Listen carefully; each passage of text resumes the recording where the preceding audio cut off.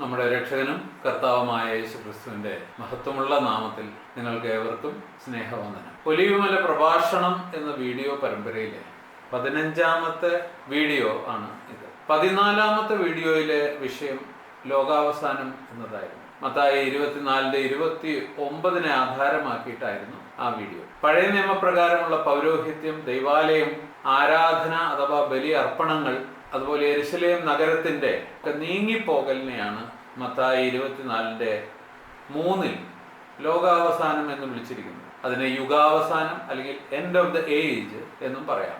ഈ അവസാനത്തെ പ്രവാചകന്മാരുടെ ആഖ്യാന രീതിയിൽ പറഞ്ഞിരിക്കുന്നതാണ് മത്തായി 24:29. ഈ വീഡിയോ 15ാമത്തേതാകും. ഇത് 24:30 ആധാരമാക്കി ഉള്ളതാണ്. ഇതിലെ വിഷയം മനുഷ്യപുത്രന്റെ ആകാശ മേഘങ്ങളിലുള്ള വരവ് എന്നതാണ്. മത്തായി 24:30 വായന ഇപ്രകാരമാണ്: അപ്പോൾ മനുഷ്യപുത്രന്റെ അടയാളം ആകാശത്ത് വിളങ്ങും, അന്ന് ഭൂമിയിലെ സകല ഗോത്രങ്ങളും പ്രലാപിച്ചും കൊണ്ട് മനുഷ്യപുത്രൻ ആകാശത്തിലെ മേഘങ്ങളിന്മേൽ മഹാശക്തിയോടും തേജസ്സോടും കൂടെ വരുന്നത് കാണും. ആരംഭത്തിലെ പറയട്ടെ, ഈ പ്രവചനവും ആ തലമുറയിൽ നിറവേറേണ്ടതായിരുന്നു എന്നാണ് 24-ാം അധ്യായത്തിന്റെ 34-ാമത്തെ വാക്യം പറയുന്നത്. എന്നാൽ അതെങ്ങനെ ശരിയാകും എന്ന് നമുക്ക് നോക്കാം. കാരണം അങ്ങനെ യേശുക്രിസ്തു വന്നുവോ എന്നുള്ളൊരു ചോദ്യം തീർച്ചയായിട്ടും ഉടലെടുക്കും. അപ്പൊ അതിനുള്ള ന്യായീകരണങ്ങൾ കാണേണ്ടത് ആവശ്യമാണല്ലോ. മനുഷ്യപുത്രന്റെ ആകാശ മേഘങ്ങളിലുള്ള വരവ് എന്നതാണ് വിഷയം. ഇത് രണ്ടാം വരവല്ലേ എന്ന ചോദ്യം ഉടനെ ഉയരാം. അതാണ് ഈ വചനം കർത്താവിന്റെ തലമുറയിൽ നിറവേറേണ്ടതായിരുന്നു എന്ന് വിലയിരുത്തുന്നതിന് ഉള്ള ഏറ്റവും വലിയ തടസ്സം. ഈ വരവ് സത്യത്തിൽ രണ്ടാം വരവായിരുന്നുവോ അല്ല എങ്കിൽ ഏതായിരുന്നു എന്നെല്ലാം നമുക്ക് നോക്കാം. ഒന്നാമതായി പ്രവചനത്തെ നമുക്ക് രണ്ടായി പിരിച്ചെഴുതാം. അപ്പോൾ മനുഷ്യപുത്രന്റെ അടയാളം ആകാശത്ത് വിളങ്ങും.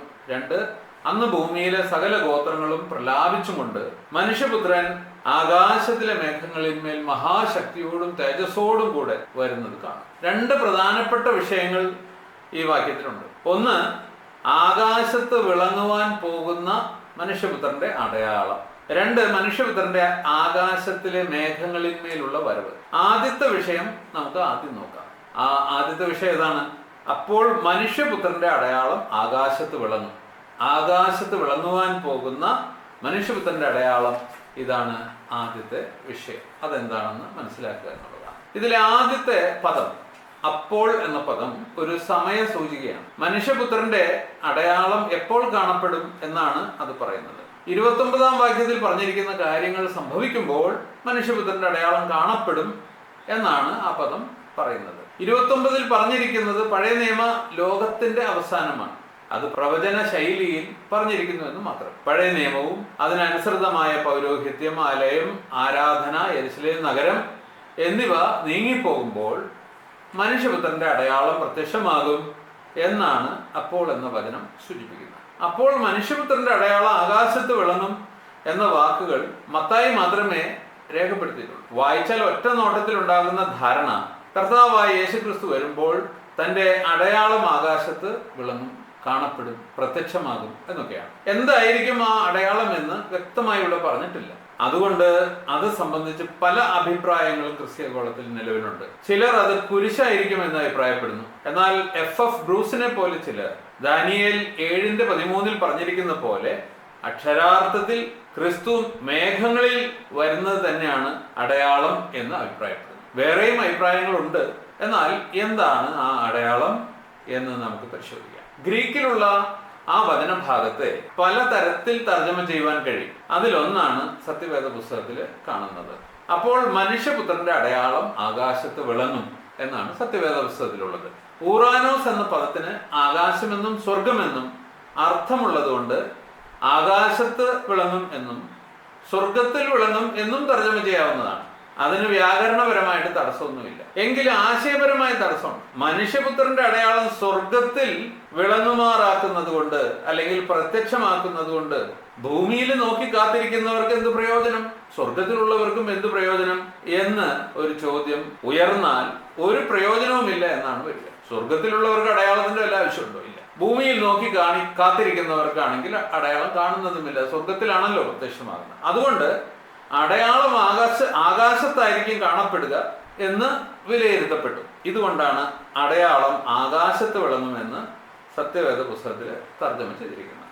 സ്വർഗത്തിൽ എന്ന പദം ഉപയോഗിച്ചുകൊണ്ട് മൂലഭാഷയിൽ അതേ ക്രമത്തിൽ തർജ്ജമ ചെയ്താൽ, പദങ്ങളുടെ ക്രമത്തിൽ തർജ്ജമ ചെയ്താൽ തർജ്ജമ ഇപ്രകാരമായിരിക്കും: അപ്പോൾ സ്വർഗത്തിലുള്ള മനുഷ്യപുത്രന്റെ അടയാളം പ്രത്യക്ഷമാകും. ഇപ്രകാരം തർജ്ജമ ചെയ്യാം എന്നതിനുള്ള തെളിവായിട്ട് ഓതറൈസ്ഡ് സ്റ്റാൻഡേർഡ് വേർഷനിലെ തർജ്ജമ ഞാൻ വായിക്കുകയാണ്, കാണിച്ചു തരുന്നുണ്ട്. And then shall appear the sign of the Son of Man in heaven. The sign of the Son of Man in heaven എന്നതിനെ മലയാളത്തിലേക്ക് തർജ്ജമ ചെയ്താൽ സ്വർഗത്തിലുള്ള മനുഷ്യപുത്രന്റെ അടയാളം എന്നാണ് അർത്ഥം വരിക. ആകയാൽ സ്വർഗത്തിലുള്ള മനുഷ്യപുത്രന്റെ അടയാളം അഥവാ മനുഷ്യപുത്രൻ സ്വർഗത്തിൽ പിതാവിന്റെ വലത്ത് ഭാഗത്ത് ഇരിക്കുന്നു എന്ന് തെളിയിക്കുന്ന അടയാളം പ്രത്യക്ഷമാകും എന്നാണ് അവിടെ എഴുതിയിരിക്കുന്നത്. ഇതും ഒരു പ്രബലമായിരിക്കുന്ന ചിന്തയാണ്. ഇതിന് പിൻബലം നൽകുന്ന ചില വാക്കുകൾ കർത്താവ് സംസാരിക്കുകയും ഉണ്ടായി. മത്തായി 26:63 മഹാപുരോഹിതൻ യേശുവിനോട്, നീ ദൈവപുത്രനായ ക്രിസ്തു തന്നെയോ പറക എന്ന് ഞാൻ ജീവനുള്ള ദൈവത്തെ കൊണ്ട് നിന്നോട് ആണയിട്ട് ചോദിക്കുന്നു എന്ന് പറയുന്നുണ്ട്. അതിന് പ്രത്യുത്തരമായി യേശു പറഞ്ഞു, ഞാനാകുന്നു. ഇനി മനുഷ്യപുത്രൻ സർവശക്തന്റെ വലത്ത് ഭാഗത്ത് ഇരിക്കുന്നതും ആകാശമേഘങ്ങളെ വാഹനമാക്കി വരുന്നതും നിങ്ങൾ കാണും എന്ന് ഞാൻ പറയുന്നു. ഈ ഉത്തരത്തിലൂടെ ഇനി പറയുന്ന കാര്യങ്ങളാണ് യേശു ഉദ്ദേശിച്ചത്. 1, താൻ ദൈവപുത്രനായ ക്രിസ്തു ആകുന്നു എന്ന്. 2, താൻ ഇനി സർവശക്തന്റെ വലത്ത് ഭാഗത്ത് ഇരിക്കും എന്ന്. ഇനി അടുത്തതായിട്ട് അത് മഹാപുരോഹിതന്മാരും സംഘവും തന്നെ ചോദ്യം ചെയ്യുന്ന, തന്നോട് ആണയിട്ട് ചോദ്യം ചോദിക്കുന്ന മഹാപുരോഹിതന സംഘവും കാണും എന്നത് 3. താൻ ആകാശ മേഘങ്ങളെ വാഹനമാക്കി വരുന്നതും ഈ മഹാപുരോഹിതന സംഘവും കാണും എന്നത് 4. ക്രിസ്തു സർവശക്തന്റെ വലത്ത് ഭാഗത്ത് ഇരിക്കും എന്നത് സങ്കീർത്തനം 110:1 പ്രവചിച്ച് പറഞ്ഞിട്ടുള്ള ഒരു വലിയ സത്യമാണ്. അതുകൊണ്ട് യേശു സർവശക്തന്റെ വലത്തുഭാഗത്ത് ഇരിക്കുന്നത് മഹാപുരോഹിതനും സംഘവും കാണുമെങ്കിൽ യേശു ക്രിസ്തു ആകുന്നു എന്നുള്ളതിന് തെളിവായിട്ട് തീരും. അതുപോലെ ക്രിസ്തു ആകാശമേഘങ്ങളെ വാഹനമാക്കി വരുന്നത് ദാനിയേൽ 7:13 പ്രവചിച്ച് പറഞ്ഞിട്ടുണ്ട്. അതുകൊണ്ട് യേശു ആകാശമേഘങ്ങളെ വാഹനമാക്കി വരുന്നത് മഹാപുരോഹിതനും സംഘവും കാണുമെങ്കിൽ താൻ ക്രിസ്തു ആണെന്നതിന് അത് മറ്റൊരു തെളിവ് ആകും. ഇനി എന്താണ് ആകാശമേഘങ്ങളെ വാഹനമാക്കിയുള്ള വരവ് എന്ന് നമുക്ക് നോക്കാം. യേശു സർവശക്തന്റെ വലത്തുഭാഗത്തിരിക്കുന്നത് സ്വർഗത്തിലായതുകൊണ്ട് ഭൂമിയിൽ നിന്ന് നേരിട്ട് കാണാവുന്നതല്ല. അതുകൊണ്ട് അത് പരോക്ഷമായി ഒരു അടയാളം വഴിയായിട്ടായിരിക്കും കാണുമാറാക്കുക എന്ന് ചിന്തിക്കുന്നത് ന്യായമാണ്. ഉദാഹരണത്തിന് കർത്താവ് തന്റെ ശിഷ്യന്മാർക്ക് അങ്ങനെ ഒരു അടയാളം നൽകിയുണ്ട്. ഇത് സംബന്ധിച്ച് പത്രോസ് പറഞ്ഞു, അവൻ ദൈവത്തിന്റെ വലംഭാഗത്തേക്ക് ആരോഹണം ചെയ്തു, പരിശുദ്ധാത്മാവ് എന്ന വാഗ്ദത്തം പിതാവിനോട് വാങ്ങി, നിങ്ങൾ ഈ കാണുകയും കേൾക്കുകയും ചെയ്യുന്നത് പകർന്നു തന്നു. ദാവീദ് സ്വർഗാരോഹണം ചെയ്തില്ലല്ലോ. എന്നാൽ അവൻ, ഞാൻ നിന്റെ ശത്രുക്കളെ നിന്റെ പാദപീഠമാക്കുവോളം നീ എന്റെ വലത്തുഭാഗത്ത് ഇരിക്കുക എന്ന് എന്റെ കർത്താവിനോട് അരുളി ചെയ്തു എന്ന് പറയും. ആകയാൽ നിങ്ങൾ ക്രൂശിച്ച ഈ യേശുവിനെ തന്നെ ദൈവം കർത്താവും ക്രിസ്തുവുമാക്കി വെച്ചു എന്ന് ഇസ്രായേൽ ഗൃഹം മുഴുവനും നിശ്ചയമായി അറിഞ്ഞുകൊള്ളട്ടെ. അപ്പോസ്തല പ്രവൃത്തി 2-ാം അധ്യായത്തിന്റെ 33 മുതൽ 36 വരെയുള്ള വാക്യങ്ങളാണ് ഞാൻ വായിച്ചത്. ഈ വചനം അനുസരിച്ച് യേശു പെന്തക്കോസ്ത് നാളിൽ പരിശുദ്ധാത്മാവിനെ പകർന്നത് താൻ പിതാവിന്റെ വലത്തുഭാഗത്താണ് ഇരിക്കുന്നത് എന്നതിന്റെ തെളിവായി നൽകിയ അടയാളമായിരുന്നു എന്നാണ് പത്രോസ് പറഞ്ഞത്. തന്റെ ശിഷ്യന്മാർക്ക് അത് മതിയായ ഒരു അടയാളമായിരുന്നു. അവർക്കത് ബോധ്യപ്പെടുകയും അവർ അത് മറ്റുള്ളവരെ കേൾപ്പിക്കുവാനായിട്ട് പ്രസംഗിക്കുകയും ചെയ്യും. എന്നാൽ ക്രിസ്തുവിൽ വിശ്വസിക്കാത്തവർക്ക് മറ്റൊരടയാളം ഉണ്ടായിരുന്നു. അതാണ് ക്രിസ്തു ആകാശമേഘങ്ങളെ വാഹനമാക്കി വരുന്നത് എന്നുള്ളത്. ആകാശമേഘങ്ങളെ വാഹനമാക്കി വരുന്നത് അവർ കാണും എന്നാണ് യേശു പറഞ്ഞത്. അവർ അത് കണ്ടുവോ? കണ്ടെങ്കിൽ എങ്ങനെ കണ്ടു എന്നീ ചോദ്യങ്ങൾക്ക് ഉത്തരം അന്വേഷിക്കാം. ഇത് മനസ്സിലാക്കുവാനായി ആകാശമേഘങ്ങളെ വാഹനമാക്കി വരുന്നു എന്നതുകൊണ്ട് എന്താണ് ഉദ്ദേശിക്കുന്നത് എന്ന് മനസ്സിലാക്കണം. ഒന്നാമതായി നാം ഓർത്തിരിക്കേണ്ട കാര്യം, ഇത്തരത്തിലുള്ള വാക്കുകളല്ല നമ്മുടെ പുനരുത്ഥാനം എന്ന രക്ഷയ്ക്കായി വരുന്ന വരവിനെ കുറിച്ച് പറയുവാൻ ദൈവാത്മാവ് ഉപയോഗിച്ചിരിക്കുന്നത് എന്നാണ്. 1 തെസ്സലോനിക്കർ 4:16 പറഞ്ഞിരിക്കുന്നത് അതിന് തെളിവാണ്. കാരണം കർത്താവ് തന്നെ കൽപ്പനാസ്വരത്തോടുകൂടെയും പ്രധാന ദൂതന്റെ ശബ്ദത്തോടുകൂടെയും ദൈവത്തിന്റെ കാഹളത്തോടുകൂടെയും സ്വർഗത്തിൽ നിന്ന് ഇറങ്ങി വരികയും അനന്തരം ക്രിസ്തുവിൽ മരിച്ചവർ ആദ്യം എഴുന്നേൽക്കുകയും ചെയ്യും. അപ്പൊ നമ്മൾ ഇപ്പോൾ വായിച്ച വചനത്തെ നമ്മൾ പരിശോധിച്ചു കഴിഞ്ഞാൽ ആകാശമേഘങ്ങളെ വാഹനമാക്കി വരുന്നതുമല്ല ഒന്നുമല്ല എഴുതിയിരിക്കുന്നത്. നേരെ മറിച്ച് കർത്താവ് സ്വർഗത്തിൽ നിന്ന് ഇറങ്ങി വരും എന്നാണ്. എന്നിട്ട് തൻ്റെ ജനം ആകാശ മേഘങ്ങളിലേക്ക് എടുക്കപ്പെടും എന്നാണ് നമുക്ക് അവിടെ കാണാൻ കഴിയുന്നത്. കർത്താവ് ആകാശമേഘങ്ങളെ വാഹനമാക്കി വരുന്നത് നമ്മൾ അവിടെ കാണുന്നില്ല.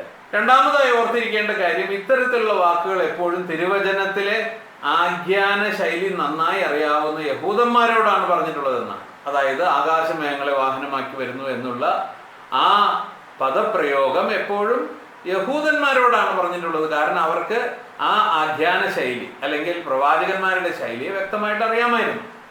ഉദാഹരണങ്ങൾ: ആവർത്തനം 33:26 തൻ്റെ ജനത്തിൻ്റെ സഹായത്തിനായി ആകാശത്തൂടെ തൻ്റെ മഹിമയിൽ മേഘാരൂഢനായി വരുന്ന യഹോവയായ ദൈവത്തെ അവർ മോശയുടെ വാക്കുകളിൽ കാണുന്നു. അങ്ങനെ മറ്റാരുമില്ല എന്നും കാണുന്നു. അതുകൊണ്ട് മേഘാരൂഢനായി വരുന്നവൻ യഹോവയായ ദൈവമല്ലാതെ മറ്റാരുമല്ല എന്ന് അവർക്ക് അറിയാം. കേൾക്കുമ്പോഴേ അവർക്ക് മനസ്സിലാവുകയും ചെയ്യും. സങ്കീർത്തനം 68:4, 26 എന്നീ വാക്യങ്ങളുടെ ഇംഗ്ലീഷ് ഭാഷ്യങ്ങൾ വായിച്ചാലും ഈ കാര്യം നമുക്ക് മനസ്സിലാക്കാവുന്നതാണ്. അടുത്തതായിട്ട് ദാനിയേൽ പ്രവചനം 7:13 രാത്രി ദർശനങ്ങളിൽ മനുഷ്യപുത്രനോട് സദൃശനായ ഒരുത്തൻ ആകാശമേഘങ്ങളോടെ വരുന്നത് കണ്ടു എന്ന് വായിക്കുന്നുണ്ട്. ആ ആകാശമേഘങ്ങളോടെ വരുന്നവൻ ക്രിസ്തുവാണ്. അതുകൊണ്ട് ഇനി മനുഷ്യപുത്രൻ ആകാശമേഘങ്ങളെ വാഹനമാക്കി വരുന്നത് നിങ്ങൾ കാണും എന്ന് യേശു പറഞ്ഞപ്പോൾ യേശു സ്വയം ദൈവമാണെന്നും ക്രിസ്തുവാണെന്നുമാണ് പറഞ്ഞത് എന്ന് അവർക്ക് ഉടനെ മനസ്സിലായി. അടുത്ത പോയിന്റ്, യെശയ്യാവ് 19:1 മിസ്രൈമിനെ വിധിക്കുവാൻ വേഗതയുള്ള മേഘത്തെ വാഹനമാക്കി വരുന്ന ദൈവത്തെ കുറിച്ച് പറയുന്നുണ്ട്. ഈ വരവ് ദൃശ്യമായിരുന്നത് ദൈവം അവരെ ശിക്ഷിച്ച ശിക്ഷകളാലാണ്. അല്ലാതെ മേഘത്തിൽ എങ്ങനെ വരുന്നത് അവർ അക്ഷരികമായിട്ട് കാണുകയായിരുന്നില്ല. മിസ്രൈമ്യരോട് കലഹിക്കുകയും അവർ ഓരോരുത്തൻ താന്താന്റെ സഹോദരനോടും ഓരോരുത്തൻ താന്താന്റെ കൂട്ടുകാരനോടും പട്ടണത്തോടും രാജ്യത്തോടും യുദ്ധം ചെയ്തപ്പോൾ അതിലൂടെ ദൈവത്തിന്റെ വരവ് അവർക്ക് ദൃശ്യമായി.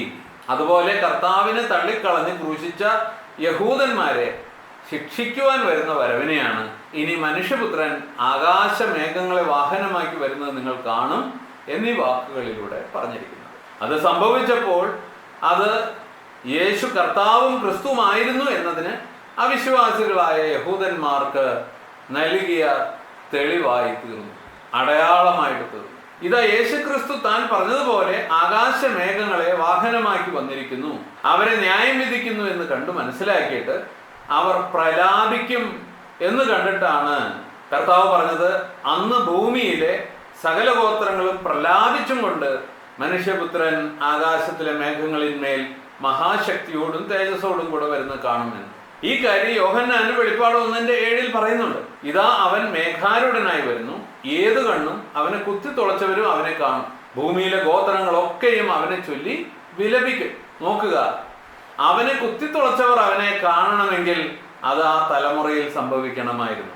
അവനെ കുത്തിത്തുളച്ചവർ 10,000-2000 വർഷങ്ങൾക്ക് അപ്പുറം കിടക്കുന്ന അവരുടെ തലമുറകളാണ് എന്ന് പറയുന്നത് ഒരിക്കലും നീതിക്കും ന്യായത്തിനും നിരക്കുന്ന കാര്യമല്ല. അവനെ കുത്തിത്തുളച്ചവർ ആ തലമുറയിലുള്ളവരാണ്. അവരിൽ ഒരു പറ്റമാണ് പെന്തക്കോസ്ത് നാളിൽ മാനസാന്തരപ്പെട്ടത്.